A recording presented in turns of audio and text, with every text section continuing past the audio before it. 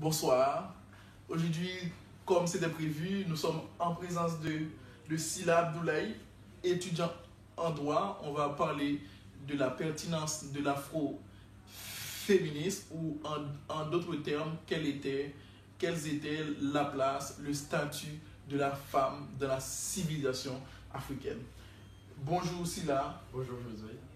Donc, je te connais comme quelqu'un qui veut vraiment garder l'héritage africain, prôner cet africanisme qui en ce moment veut mourir en ce moment.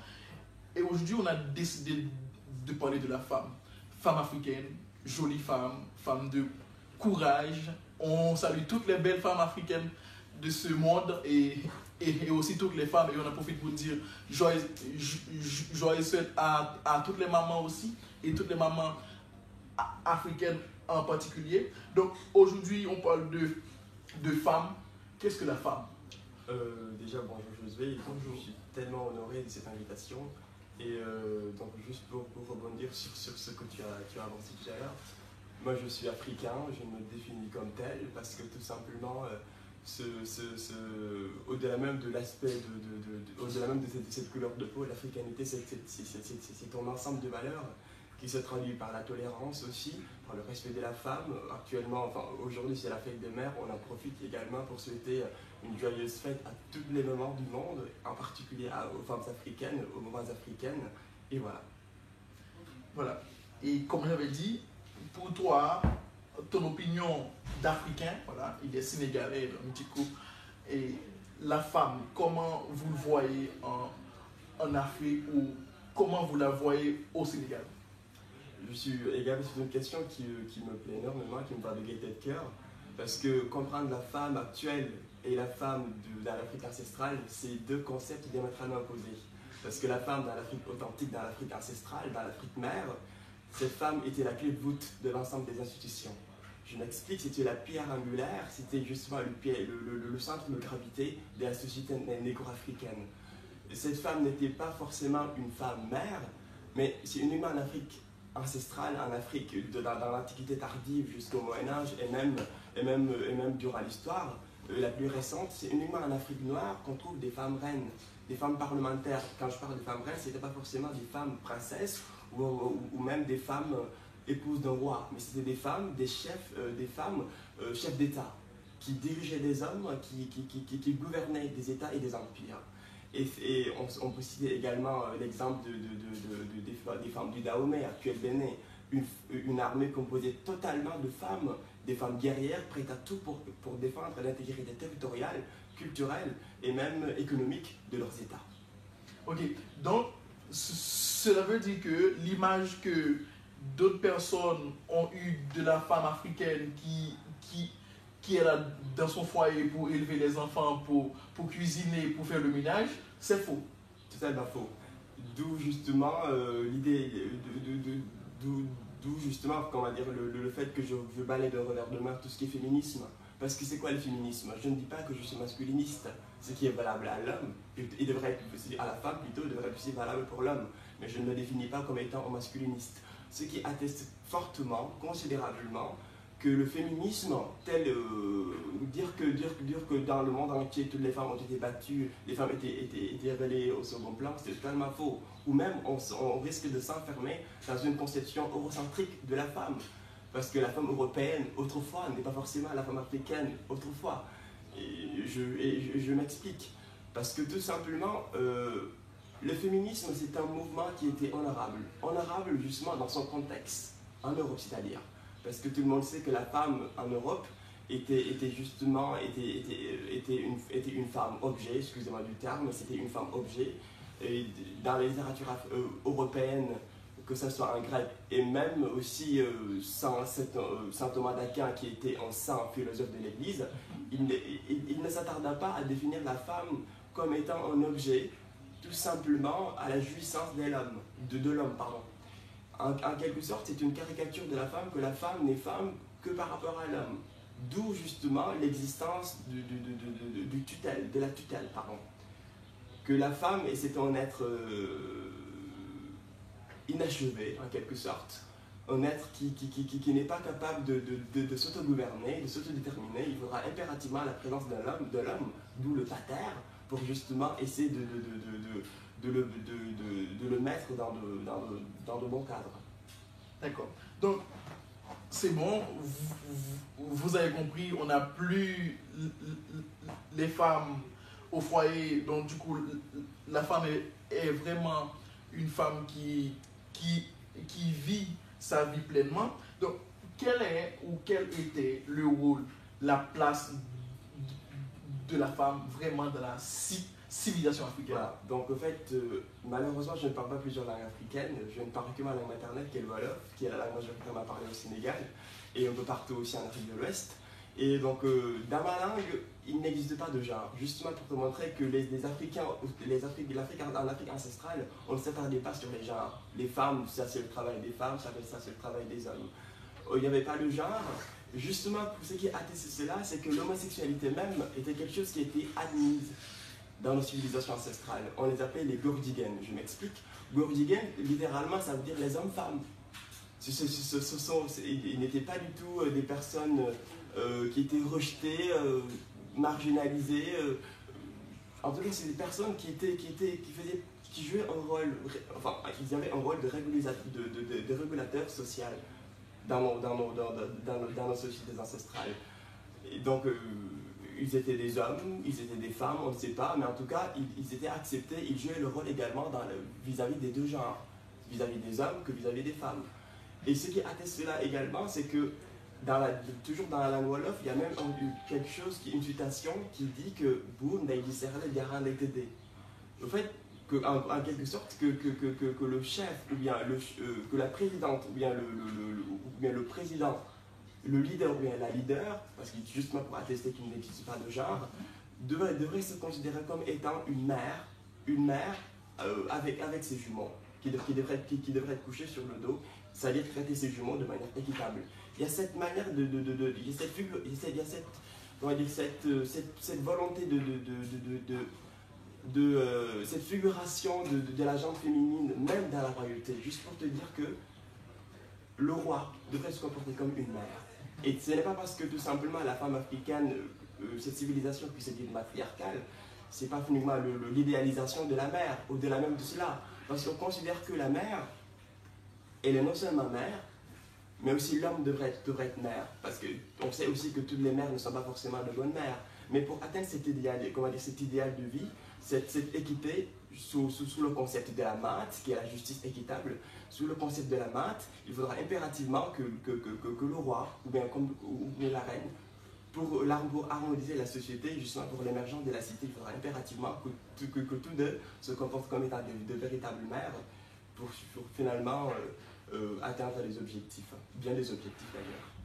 D'accord, donc si on comprend bien, la femme, elle a été voilà, une femme qui est une reine, voilà, quand on dit reine, on voit quelle image de reine. Maintenant, venons avec le féminisme.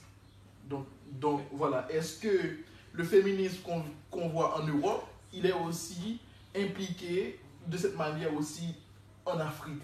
Voilà. Et déjà, personnellement, si c'est le sujet même de ce débat, personnellement, moi, en tant qu'Africain, panafricain, je ne me définis pas, enfin, je ne m'enferme pas dans ces concepts extra-africains. Parce que je me dis que nous sommes toujours excusez-moi du terme aussi, pour ceux qui me trouveront un peu radical, je ne m'attarde pas sur ces concepts extra-africains, parce que je me dis à chaque fois que nous sommes toujours les vrais des autres et jamais de nous-mêmes, en tant qu'Africains. Et il est vrai quand même de savoir, j'ai envie de me définir comme féminisme, comme étant un homme féministe. Si seulement le féminisme que je revendique est en parfaite corrélation avec ma civilisation ancestrale. Et le féminisme à l'européenne ne pourra jamais s'inclimater justement dans la tradition africaine, parce que la femme n'a jamais été bafouée dans notre culture. Déjà, juste pour attester également ce que je dis, on se rappelle aussi de Natayala, qui est une figure emblématique en Afrique de l'Ouest, notamment au Sénégal. Natayala avait des prérogatives constitutionnelles à l'époque, et c'était étonnant, lorsque les Français sont venus coloniser la partie nord du Sénégal, qui est l'actuel Saint-Louis, Natayala était la reine, était la lingère du Waalo. Et elle n'était pas l'épouse du roi, mais elle était la cousine du roi. Et la cousine du roi avait des prérogatives constitutionnelles. Elle avait plus de prérogatives institutionnelles que le roi lui-même. Donc pour tout ce qui est des politiques diplomatiques, il fallait impérativement négocier avec la Linière. Et quand justement, quand Richard Toll est venu justement à Ander pour s'installer, pour essayer de gagner du terrain, de conquérir ce territoire qui est la partie nord du Sénégal, il a envoyé justement une lettre aux Français pour leur dire qu'ici, pour avoir justement donc la main mise sur ce territoire, il fallait impérativement parler avec la Linière. C'est elle qui détient toutes les prérogatives constitutionnelles. Et lorsqu'il a s'agit également de négocier avec les Français, Ndata n'a pas hésité de dire qu'entre la dignité et l'intégrité du Waalo et des coopérations, je ne sais quoi, avec les Français, moi j'ai choisi de définir le Waalo, enfin de défendre pardon, le Waalo. Et ce qui n'a pas tardé également de faire avec la plus grande dégoulard. Donc maintenant, donc, du coup, on a compris comment ça a été dans les temps anciens. Hein. Donc, et déjà pour ceux qui viennent de nous rejoindre, on est en train de discuter avec Sila à propos de la pertinence de l'afroféminisme dans la civilisation africaine. Donc, on veut savoir quels étaient les statuts, la place de la femme dans la civilisation africaine. Donc, maintenant, de nos jours, au temps actuel, est-ce que le féminisme, il le faut en Afrique? En fait, déjà, il faudra aussi comprendre que le féminisme, il est impertinent. Le féminisme vu sur l'angle européen est totalement impertinent en Afrique, son point de vue, et je le défends. Par contre, il faut quand même trouver une certaine logique dans le raisonnement. Parce que n'oublions pas également que si le féminisme trouve à s'insérer dans notre culture au point de gagner du terrain, c'est tout simplement parce qu'il y a eu des événements tragiques qui se sont produits entre-temps. C'est quoi? C'est notamment l'islamisation et la christianisation. Et... Là, je te coupe.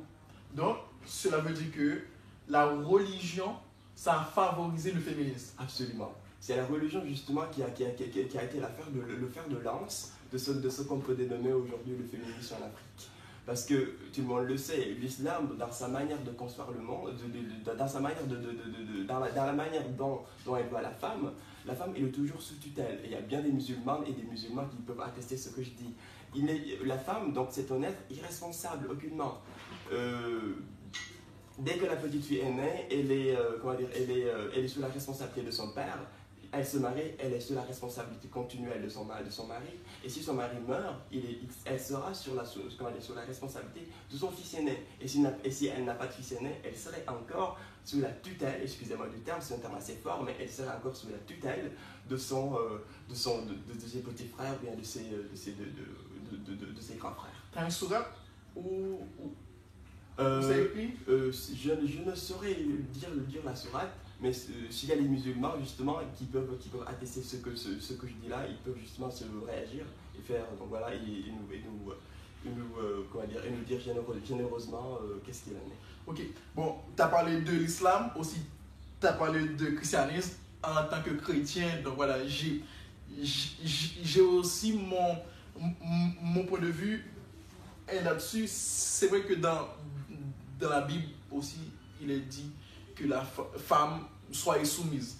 Voilà, il est dit que la femme doit être soumise à son mari. Mais après, il y a des questions de pratique. Maintenant, dans la pratique, est-ce que c'est vrai ou pas?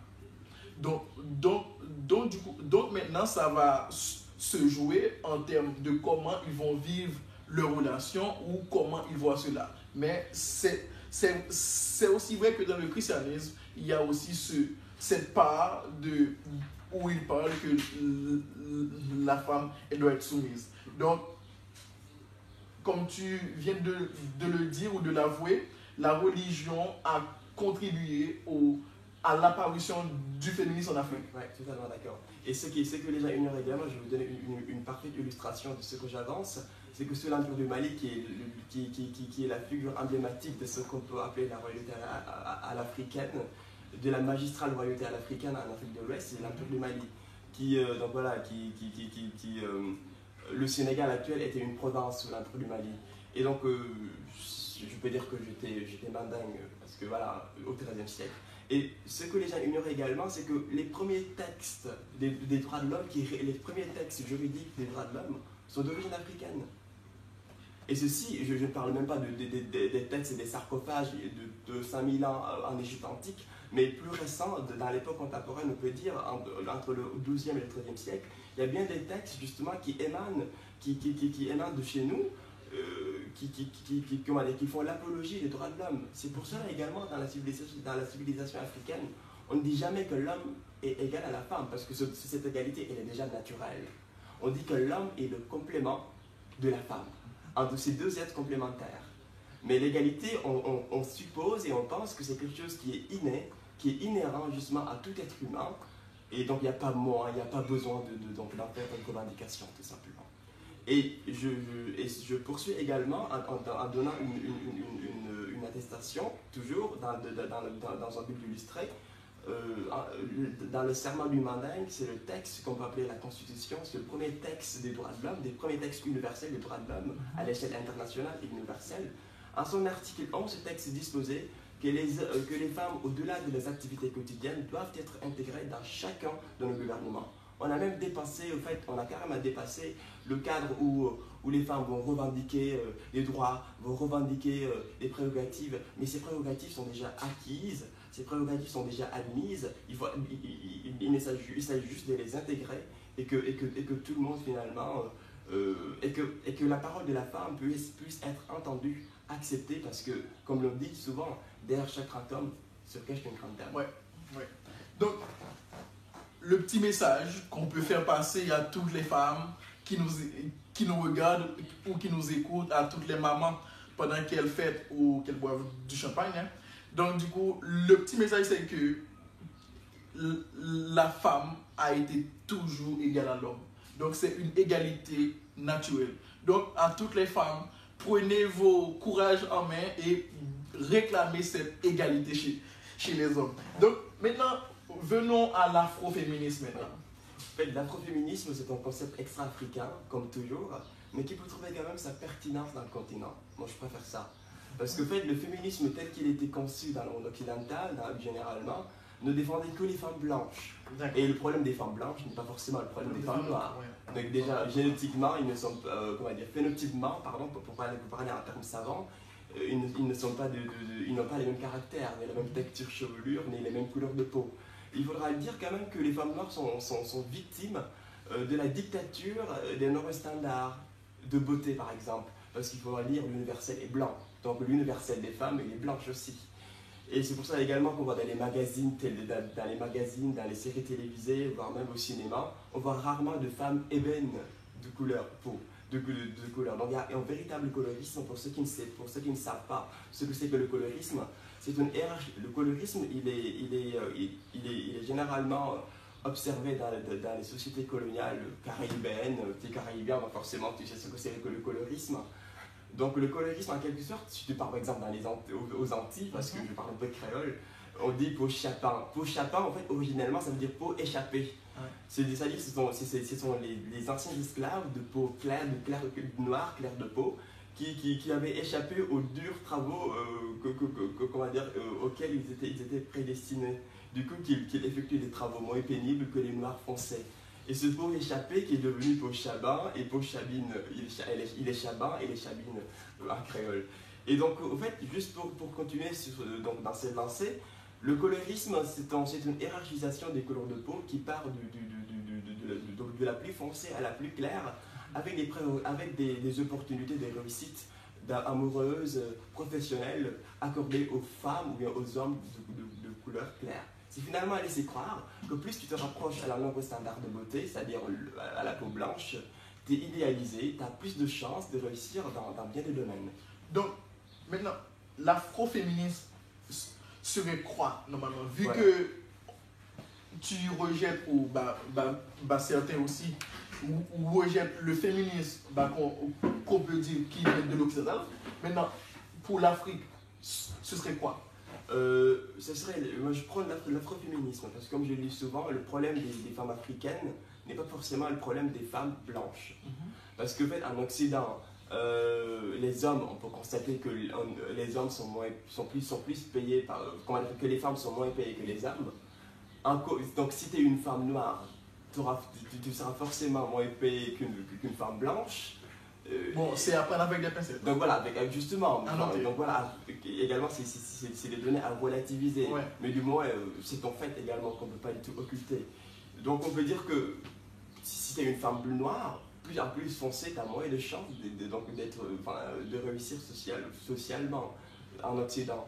D'où l'avènement de l'afroféminisme, c'est des femmes noires afrodescendantes qui vivent issues de la diaspora africaine, que ce soit des Caraïbéens, des Africains américains, des Afro-Latinos, ou même des Africains européens, des Négros européens. En tout cas, c'est des femmes afrodescendantes qui se sont finalement rendues compte que le problème, que le féminisme à l'européen n'était pas du tout le concept idéal auquel ils pouvaient s'adonner pour espérer la résolution de leurs propres problèmes. Parce que si je suis une femme noire, si je pars en entretien d'embauche avec mon afro, je serais très mal vu. Parce que pour le blanc, les cheveux crépus ressemblent, comment dire, c'est le propre de la sauvageonne qui s'échappe de sa misérable savane africaine et qui donc voilà, en quelque sorte. Et donc, justement pour lutter contre cela, il y a certaines femmes noires, du moins que je ne dis pas que c'est la seule raison, mais au moins ça incite à certaines femmes noires à faire le défrisage tous les jours pour attiser leurs cheveux. C'est très joli aussi. Hein. Donc aussi à se décarcisser la peau en utilisant des crèmes éclaircissantes pour se mutiler le corps et dire que nos ancêtres ignoraient toutes ces pratiques hideuses et qu'il ne fait que de te rabaisser davantage parce qu'il y a une personne qui ne s'aime pas. Comment peut-il espérer de l'amour venant des autres? Estimez-vous tel que vous êtes. Je parle au nom des femmes, de toutes les femmes, de toutes les communautés. Vous êtes belles telles que vous êtes. N'ayez pas de complexe en quoi que ce soit. Donc toutes les femmes ont été créées différemment. Et donc voilà, estimez-vous heureuse telle que vous êtes, en quelque sorte. Donc dans un sens, l'afroféminisme va regrouper toutes les femmes qui sont fières de leur couleur de peau sans les teinter, voilà, ou qui sont aussi fières de leurs cheveux sans mettre des tissages. Pas que ça. Pas que ça, parce que l'afroféminisme, il est déjà né aux États-Unis avec la figure emblématique d'Angela Davis, qui a été licenciée, tout le monde sait l'histoire d'Angela Davis. Donc, parce que aux États-Unis, on se rappelle, durant la ségrégation raciale, pour qu'un noir puisse accéder socialement, professionnellement plutôt, dans certains domaines, il fallait l'idéal de beauté qui a été vendu et qui était admis, c'était justement les normes standards de beauté caucasiennes. La peau blanche, les cheveux longs et lisses. Et quand on est noir, avoir les cheveux longs et lisses, c'est quand même assez bizarre. À moins que tu portes une perruque. Et les perruques ne sont pas forcément des cheveux naturels. Et donc Angela Davis, c'est une figure emblématique de cela qui portait son afro. Et quelques temps plus tard, la phrase qui a fait chavirer tous les cœurs, y compris le mien, Black is beautiful est apparue. Ce qui a justement créé un tollé international. Et même ceux qui sont noirs également, ceux qui ne sont pas noirs, également porté en soutien assez fort à cette lutte que menait Angela Davis et bien des femmes noires aux États-Unis. Et c'est cette vague de revendications afroféministes qui va se généraliser partout où la diaspora africaine est implantée et est instaurée, y compris en Afrique même. D'accord. Franchement, ouais, tu es en train de m'apprendre personnellement beaucoup de choses. Je pense que vous aussi qui écoutez Sylla, voilà, il a une richesse en termes d'intelligence sur tout ce qui est l'Afrique. Petite parenthèse, le film Black Panther, tu l'as regardé? Oui. Donc du coup, moi, je pense que vous aussi, vous avez regardé le film Black Panther, ne rigolez pas trop. Mais est-ce qu'il y a un peu l'image de... Est-ce qu'il y a un peu d'afroféminisme dans ce film en quelques secondes? En fait, pas du tout, parce que comme je te l'ai dit, quand on dit que la femme, que le féminisme est pertinent, on se jette, on s'incline dans un concept eurocentrique de la femme elle-même, parce que la femme africaine n'a jamais été soumise en aucune manière. Par contre, en plus, ce que l'image originale, l'image magistrale que véhicule ce film, c'est quoi? C'est les civilisations matriarcales africaines. À travers le concept de la maths, on voit une armée composée majoritairement de femmes, voire même totalement de femmes. Je peux donner l'exemple des Amazones du Dahomey, qui n'ont pas hésité justement à mettre leur honneur en jeu, comment dire, leur vie en jeu pour défendre l'honneur de l'intégrité territoriale, culturelle, économique de leur pays. On peut aussi donner l'exemple des femmes de Nder. Nder, c'est toujours dans le Wallo, c'était des femmes qui se sont mutilées pour échapper à l'esclavage des Arabes. Et ça s'est passé au XIXe siècle. Juste pour te dire que la femme africaine, noire, a toujours eu justement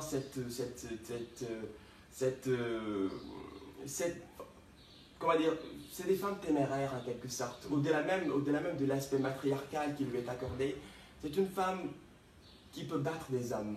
Mais pas... Homme battu. Pas dans ce sens-là.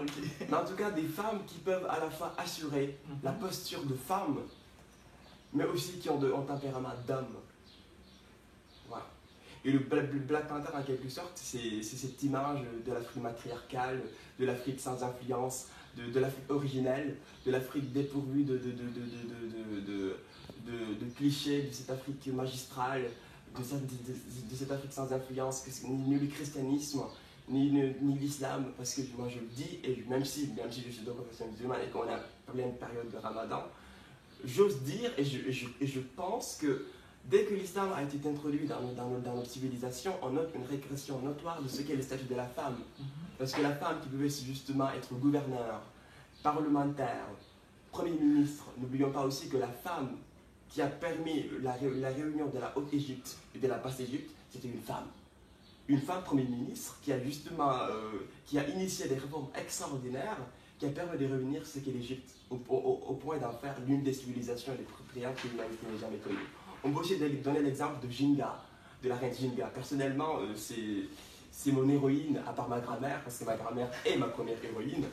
Mais la reine Jinga, parce que quand je parle de Jinga, j'ai les larmes aux yeux. Parce que pour moi, aucune femme ne pourra la rivaliser.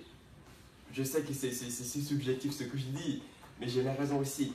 Parce qu'à l'époque où justement l'esclavage transatlantique, la TNT, gagnait du terrain, la reine Jinga était destinée, une femme, elle a pris le pouvoir à 24 ans, tu t'imagines, à 24 ans tu prends le pouvoir et tu combats froidement les Portugais jusqu'à l'âge de 82 ans. Elle partait au front jusqu'à l'âge de 82 ans. Elle a su résister farouchement avec une force inouïe contre l'esclavage de son peuple. Et il n'y a pas que Jinga, on va aussi donner la reine de Saba, qui est donc au pays de Saba. Je salue de passage tous les Éthiopiens, tous les Éthiopiens qui nous suivent. Donc la reine de Saba également, qui était d'une figure emblématique, une femme noire africaine, fière de ses racines, fière d'elle-même, d'une beauté inouïe, qui était prête à tout également pour assumer non seulement sa place de femme, mais aussi sa place de femme chef d'État, honorable et que tout le monde respectait. D'accord. Donc, en conclusion, une femme africaine, femme soumise ou femme insoumise? C'est une question, parce que j'ai pas grandi, parce que moi je profite également, je ne vis pas du tout dans une grande ville, je vis en province au Sénégal. Dans mon village, les femmes ne sont pas soumises du tout. Les femmes, ou du moins les femmes qui m'entourent. Parce que quand on parle de femme soumise, on pense que c'est une femme qui est battue. Certainement, certaines personnes me diront, mais si là, il y a l'excision. En Afrique traditionnelle, on ne voit aucunement les traces de l'excision, aucunement. Et l'excision est apparue vers le XVe siècle suite à une colonisation dite berbère. Parce que n'oublions pas également que l'Afrique a été colonisée par différents peuples. D'abord, il y a justement les Assyriens qui ont envahi l'Égypte antique. Par la suite, il y a eu les Berbères qui sont implantés un peu partout en Afrique du Nord. Puis, il y a eu les Arabes et par la suite, il y a eu les Occidentaux. Et donc, à chaque fois qu'il y a eu des contacts entre deux civilisations, il y aura forcément, surtout par le biais d'une colonisation, la civilisation, la culture dominante va imposer sa volonté et certains traits caractériels de sa culture dans la culture qu'elle domine, voire même qu'elle colonise. C'est pour cela également, on n'arrive pas à distinguer actuellement en Afrique ce qui est à nous et ce qui est aux autres. Et en Wolof, toujours, pour parler justement de la tradition, on dit Barimam. Barimam qui traduit littéralement ce que les ancêtres nous ont légué de bien. Donc on suppose qu'il y a certaines traditions qui sont abjectes, qui ne sont plus d'actualité. Il est temps, et je pense qu'il est même d'une urgence cruciale, de les balayer de revers de main, voire même de les enterrer au plus profond du sol, et d'en créer des nouvelles. Et comment dire, et juste en espérant plutôt de les canaliser vers un monde moderne, vers un monde de plus en plus mondialisé, où justement la culture africaine ne sera pas du tout marginalisée. Parce que c'est possible finalement éviter certaines appropriations culturelles, j'en profite, parce qu'on ne peut pas du tout parler de l'afroféminisme sans pour autant parler de ce qu'est l'appropriation culturelle. Il y a bien des femmes noires également à qui ceci blesse énormément, mais peut-être ils n'ont pas la possibilité d'en parler. L'appropriation culturelle, c'est toujours c'est une conséquence de ce qu'est la colonisation en quelque sorte. C'est deux cultures, une culture dominante et une culture dominée, et la culture dominante va piocher des éléments de la culture dominée et se l'approprier comme s'il en était l'inventeur originel. Et c'est ce qui se passe quand Kim Kardashian en 2013 sort avec des tresses africaines qui étaient des tresses africaines et se déclarait comme étant l'inventrice de ces tresses. C'est juste, excusez-moi du terme, c'est du foutage de gueule tout simplement. Parce que quelque chose, des tresses qui ont été façonnées depuis près de millénaires, et une Kim Kardashian de rien du tout, je ne veux pas la mépriser, mais de rien du tout, qui quitte de sa petite contrée justement américaine et qui vient nous dire que c'est moi qui ai inventé ces tresses africaines, en tout cas ça crée un tollé et ça a blessé plus d'un, personnellement.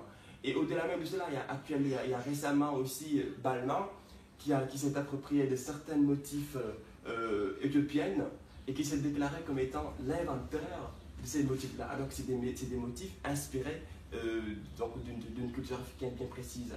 Juste pour vous dire que, juste pour attester en quelque sorte, donner des éléments de ce qui peut justifier en quelque sorte l'afroféminisme. Parce que finalement, les femmes noires sont exposées à des normes de beauté qui ne leur ressemblent pas. Les nez pointus, les cheveux longs et lisses, la peau pâle, c'est pas forcément la femme noire. Et pour finalement s'inclimater dans une. Pour se rapprocher de ce norme idéal de beauté, c'est que justifie certaines pratiques. Qui plus est, certains hommes noirs aussi n'ont jamais cessé et ne cessent jamais de rabaisser la femme noire. Non mais vous utilisez trop de faux cheveux et tout, vous êtes trop noir. Enfin, et dire quand même en Afrique traditionnelle, pour qu'une femme soit belle, il fallait impérativement qu'elle ait la peau noire. Plus tu es noire, plus tu étais belle.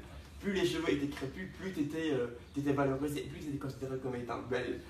Il y a eu un revers de situation, un retour de situation qui est incompréhensible et qui se justifie par la colonisation, aussi par également la dictature imposée par les Occidentaux dans les nouveaux standards de beauté.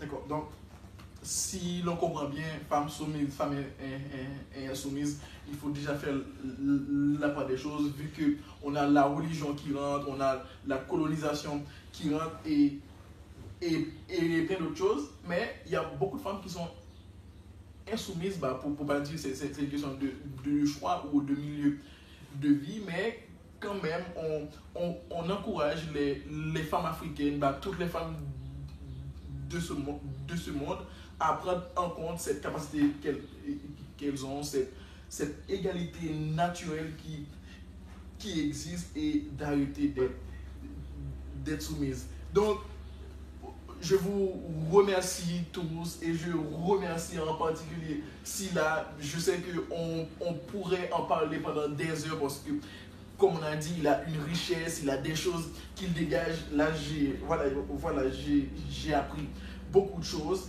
et on peut se revoir avec Sila pour un prochain live. Et merci à vous tous qui nous ont regardés et encore bonne fête. Je peux dire une chose? Oui. Donc j'ai profité de cette occasion également pour souhaiter une joyeuse fête à toutes les femmes parce que donc voilà, même celles qui ne sont pas mères seront forcément donc il y aura peu de temps peut-être et ils seront aussi des mamans. Donc j'en profite également pour dire un grand merci à ma maman, à moi qui n'a ménagé aucun effort dans mon éducation, qui m'a non seulement transmis de l'amour mais aussi une africanité véritable qui me définit et qui me ressemble et qui constitue même mon humanité. Et je profite également de cette occasion pour dire aux femmes noires, restez fiers de vous-mêmes. Vos ancêtres ont accompli tellement de choses aussi merveilleuses les unes que les autres. Il s'agira juste doucement de se comprendre et aimer tel que vous êtes. N'ayez pas de complexe en votre couleur de peau, en votre texture de cheveux qui sont d'une beauté exquise. Parce que exquise, vous êtes belle comme tout. Black is beautiful. Voilà, les femmes africaines sont belles, toutes les femmes sont belles, on les aime. Et n'oubliez pas de partager et de liker la page Jojo s'exprime. Merci. Merci à tous, à bientôt.